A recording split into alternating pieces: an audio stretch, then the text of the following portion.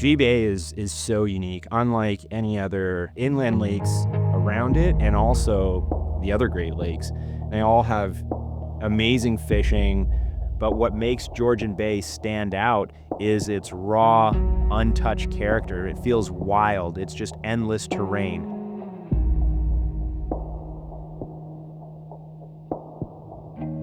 You kind of get this different landscape, the rocks, the trees. It's rugged, it's huge. You feel like you're fishing in the middle of nowhere.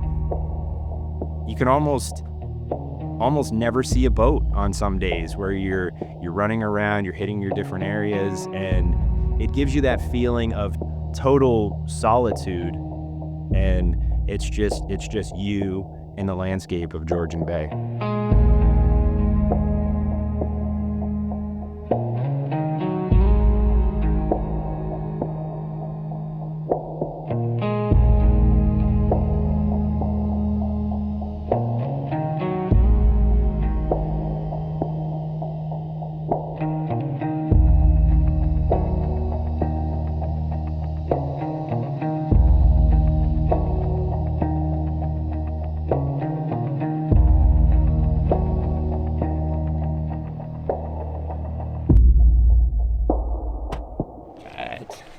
Feeling pretty good going into day one, getting the derby season kind of going again. It seems obvious, but we're going to go try and, get some good ones in the boat, fish where we kind of know there's numbers, and then, scramble around, try and get some big dogs. I think this week the weather was kind of screwing things up a little bit, but hey, we're fishing an area where we know that there's numbers and there's big fish, so hey, going kind of on that sort of gut feeling, I guess, yeah.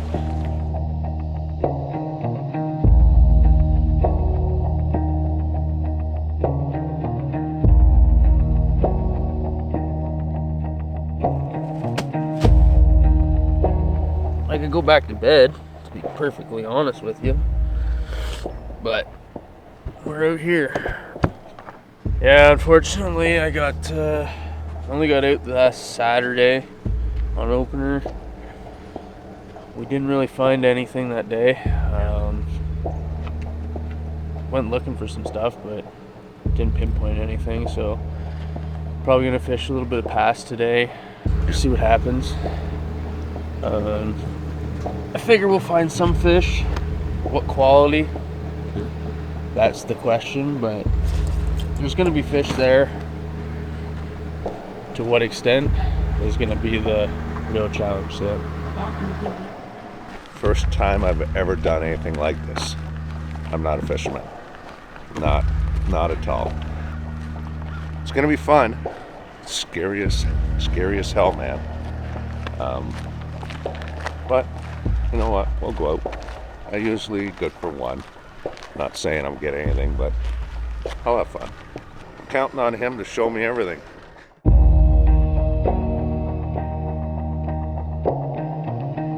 Yeah, we were out doing some pre-fishing, working around, checking some areas, trying to get ready for the first event. We're not as prepared as normally being on the fish, but we're still confident we're going to run around and grind it out today, so should be a good day.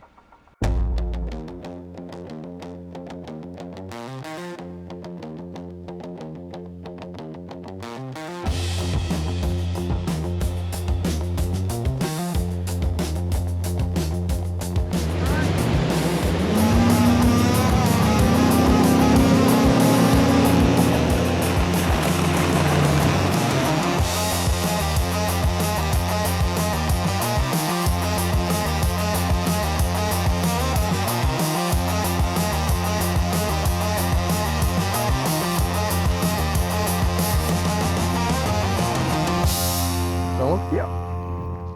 Yes.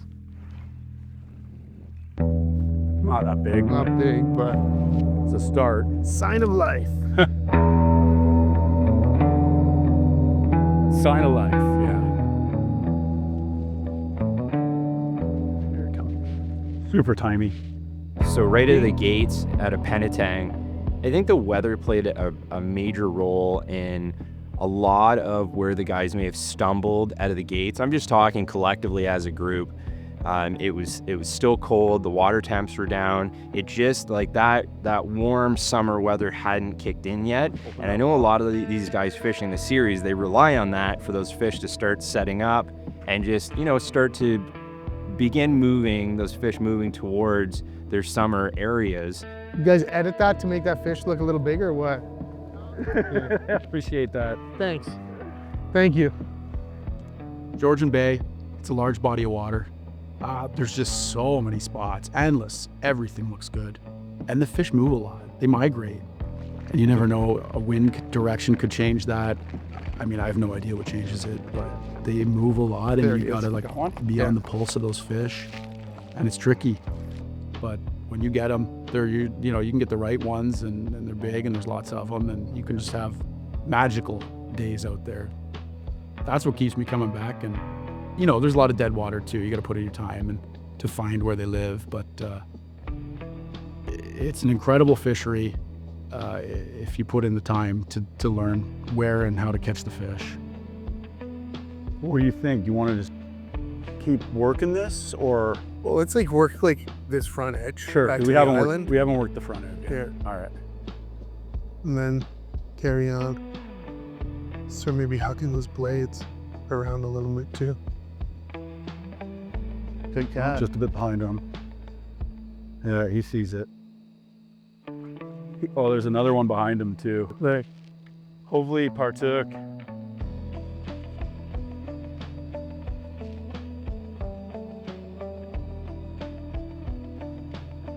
Laddie? Yeah, there's a couple out there. Got him. Yeah. I think he's a smallie. Feel heavy? He's heavy. It's fighting like a walleye, eh? He is fighting like a walleye. I felt smallie-ish.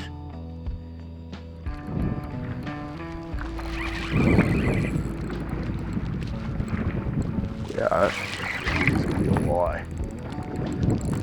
No, it's a smallie. Is I think. it? I'm pretty sure it's a smallie. Donkey Papa. Oh, it's a walleye. Oh, he was fighting like that. We might have to move.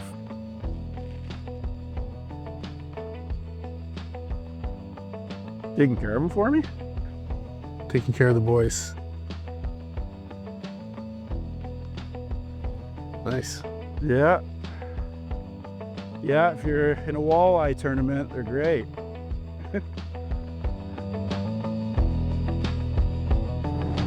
Two in the box, two in the box.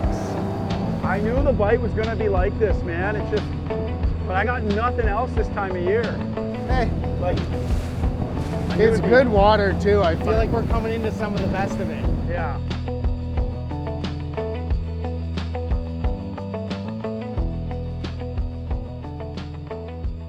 Yep.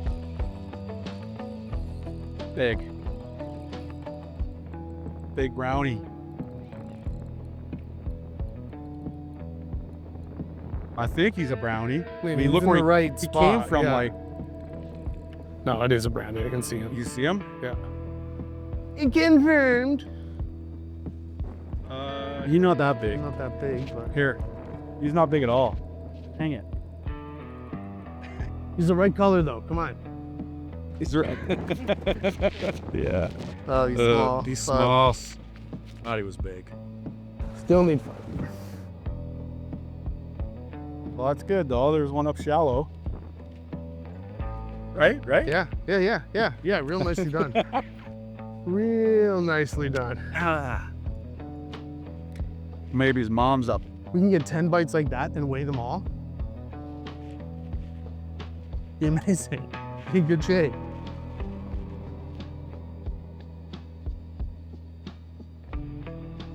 Oh, there's a bunch, Jay. At that? A bunch. Oh yeah. Just follow Here, me in. I'll yeah. just drop that. Yeah. Right there, Jay. Ah, with my cast shite.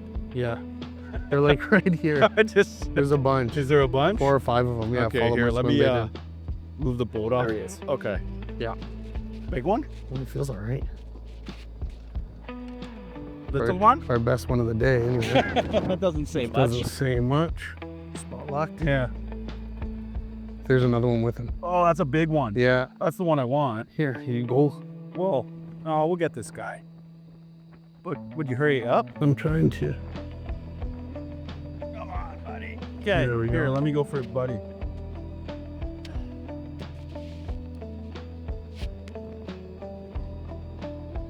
Hey, I really like the camaraderie.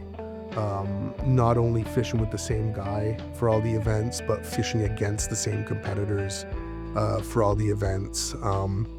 As opposed to kind of like cherry picking tournaments, you're kind of in, you're kind of out. And I feel like the team series, you got to be consistent and you got to be good throughout, whether you're launching in the south of Georgian Bay or whether you're kind of launching in the north or wherever you want to launch. Like, Got him. I like that. I like that. You got to be more consistent. Heavy? I think it's going to be a walleye, but I'm thinking about a 0 or maybe 1% chance it's a smallmouth. Never say never. Here, I'll net it on This side. Yeah.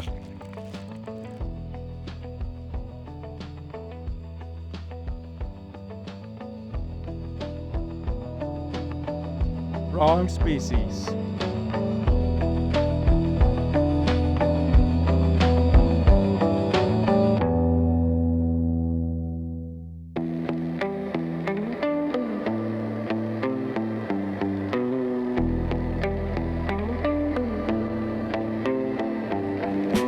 Yep, got him. Feels good.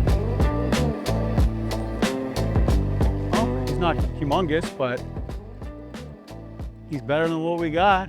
Better than what we got.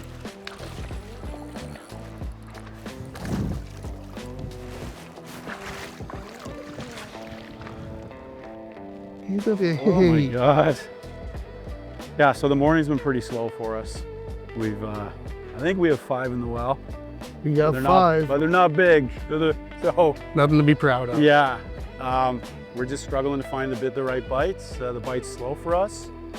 We're just gonna keep cruising and hopefully we stumble across the right ones. Fingers crossed. The fish that we're seeing, the better marks, seem to be kind of off or in like a negative mood. Is kind of how it seems to me. The smaller ones seem a little bit more active. But I think almost any of the bigger marks we're tossing out on the live scope are kind of swimming away. So I don't know if we gotta go less finesse and maybe try and get a reaction bite. Right fish don't really seem to be here. Got him.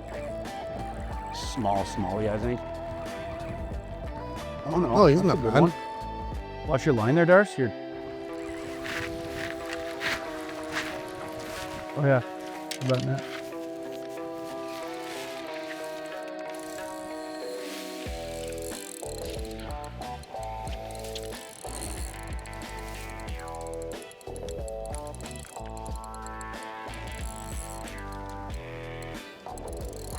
Oh, shot. Oh, yeah. There we go. Getting there. That's a better one. That's good. There's so much for. I just had to say that the right fish were around.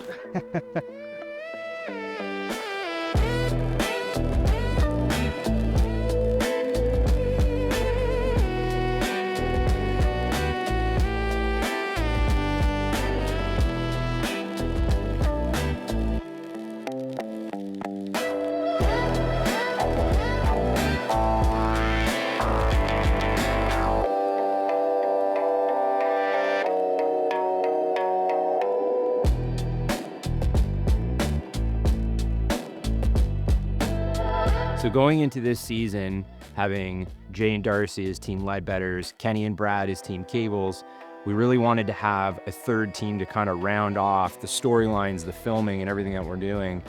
When I looked at the roster of teams and the guys who were fishing it, Trav and Mike were the first team that came to mind. I've known Trav for years. He's always been a supporter of raw fish. He's a big water fisherman. He fishes a lot of Lake Erie. So coming up to Georgian Bay has been new for him, but almost immediately he started fishing it differently than everybody else that I was kind of following along. Just fishing different areas that other guys weren't and just approaching them different. Mike on the other side, him and Trav were buddies, and they had seemed to really click on the water almost immediately. So bringing those two guys into the mix as the other guys and that team that was unsponsored going up against Leadbetters and Cables, it just made for a really good storyline going into this season. All right, Robert. So I find that Georgian Bay, we started really learning it last year, or thought we were learning it last year. So what we've learned is that there's a lot to learn. That every year changes, fish change, the patterns change. One day they're there, the next day they're not. So we've kind of learned that you have to have a lot of areas and you need to sort of create an idea of where they could be at any time.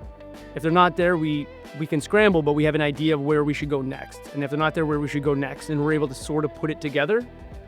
So I think when you have a lot of competition like that, you know that guys are going to find them, and you just give yourself the best chance possible by creating as many areas or potential scenarios as you can and trying to like make sure you have that in your repertoire. Honestly, this is going to be the event. The next two or more, when it gets a little hotter, that's more where we kind of shine a bit for us. So the push, they go real shallow for us. That's our mainstay, to be honest with you. So we knew this event we were going to have to work hard to do what we want to do. But we love it. It's all part of it. First year, last year, either same thing. We knew we had to work on our beginning of the season. Don't know why, but it just hasn't really panned out for us totally. But again, we've been working on it, and we had some things going. We had personally for the first one, we had a topwater bite. We missed out on some opportunities that didn't, go our way, and we just didn't really hook the fish that we needed to. So, we lost a few fish that normally we don't, and I think that's because we were pressing. We wanted to do so well, and we wanted every fish that maybe we were a little tight where we normally wouldn't be. Okay. No. Don't be sorry. For Trav and Mike, I know they fish north, and with even the southern water temperatures being down, it's going to be even cooler up north. They're great summertime fishermen, but they lack the experience of that early season bite with colder weather conditions, as opposed to some of the other guys they're fishing as that just have more time on the water and more experience fishing Georgian Bay.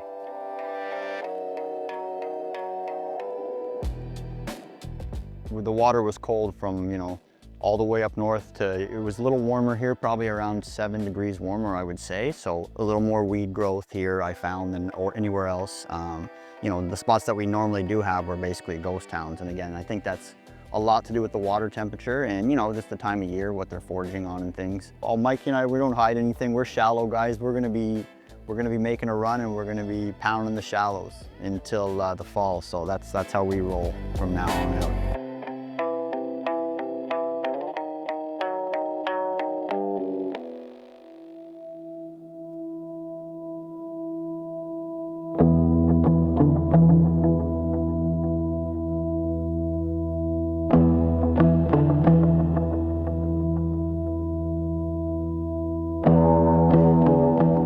Sunny all week till we got a bass tournament.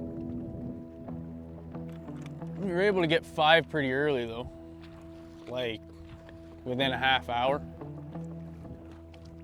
But as of right now, it's a ghost town. For Kenny, going to the first event, the first time really fishing a tournament with Brad, going out, teaching someone how to fish, tying rigging rods for them, and basically, not fishing on your own, but he doesn't have anyone else to lean on when there's decisions to make, or, if things aren't working, what can we do next? It was all on him. But I know Brad was able to at least catch a fish, net the fish, and help Kenny along the way. And I think as the season progresses, you'll see Brad get a little bit more confident in his abilities and just not only being on the boat and being a part of a tournament, but also catching fish and contributing to the team. You want one? No, I still haven't eaten my sandwich. From this morning? How do you think these fish get in the boat? Oh my God. Not by eating, Austin. Hey, I did my job. No, you said 1 big fish a day. You've already caught lots of dinks. Big fish time now. You gotta put me on them. Everybody who knows me knows I'm competitive and I like to win.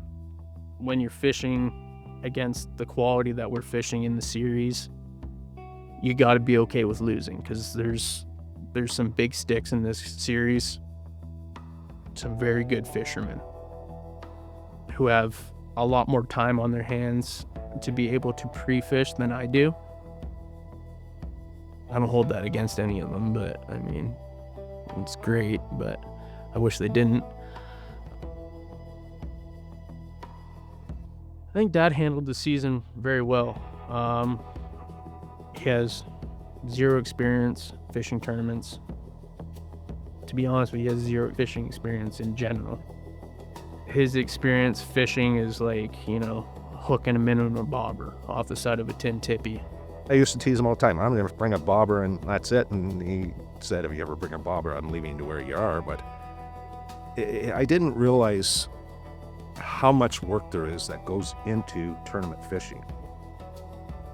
Introducing them to this side of fishing where, the products are better, the experience is more, there's that competitive oomph every morning in the back of your throat when you're blasting off. I think it was good for him. I think he really enjoyed, getting back into a passion, where it meant something to somebody instead of, just going out and doing something just because you can do it. He wanted to win just as much as I did. And for somebody who doesn't fish, I think it says a lot for, who he is. He wanted to win, whether or not he knew anything or not, and didn't really know how each day was going to go. Well, I know he didn't expect a lot out of me, but you still, you still want to perform, you still want to do, but the learning curve, like, holy shit, like there's a huge learning curve on what you're doing. And I had no idea. I wanted to do good for him, or to at least put one good one in the boat for him. And actually, if I'm netting, not to miss anything, stuff like that. But because it's that one fish that you miss, that could put you from 8th up to 2nd, right? So it's within ounces, and not tournament fishing and knowing that every freaking ounce counts was huge. Yep.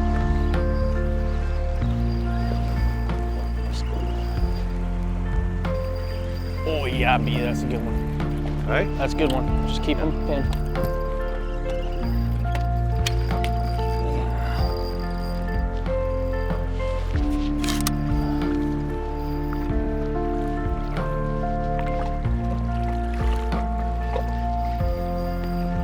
Keep it away from Gone.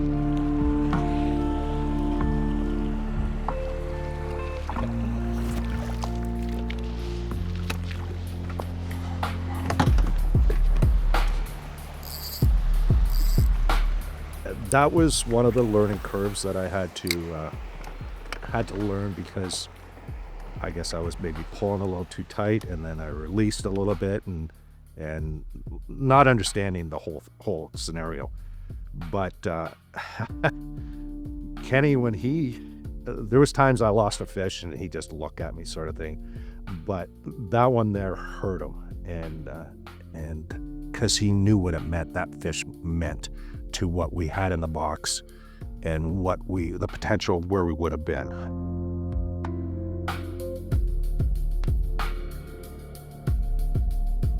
Like I said to him, that's smallmouth fishing. You're gonna lose fish, and unfortunately, you lose the big ones more than you lose the small ones. And I mean, you lose small ones too, but you don't remember them as easily. They don't hurt as bad.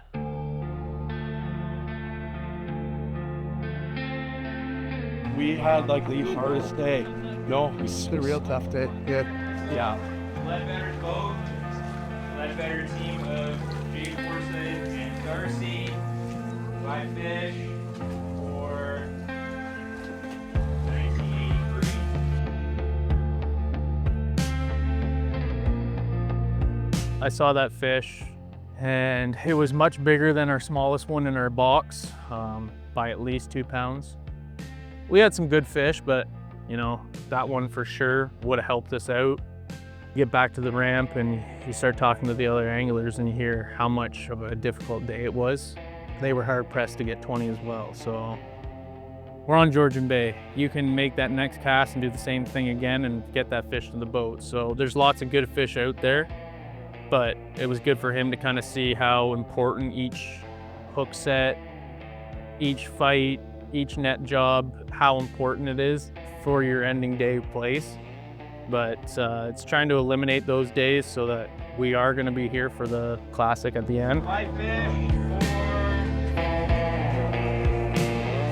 1992. Thinking about the day and knowing that we had that 4.5 on our line to put us over the edge and maybe, you know, give first place a little bit of a run for their money.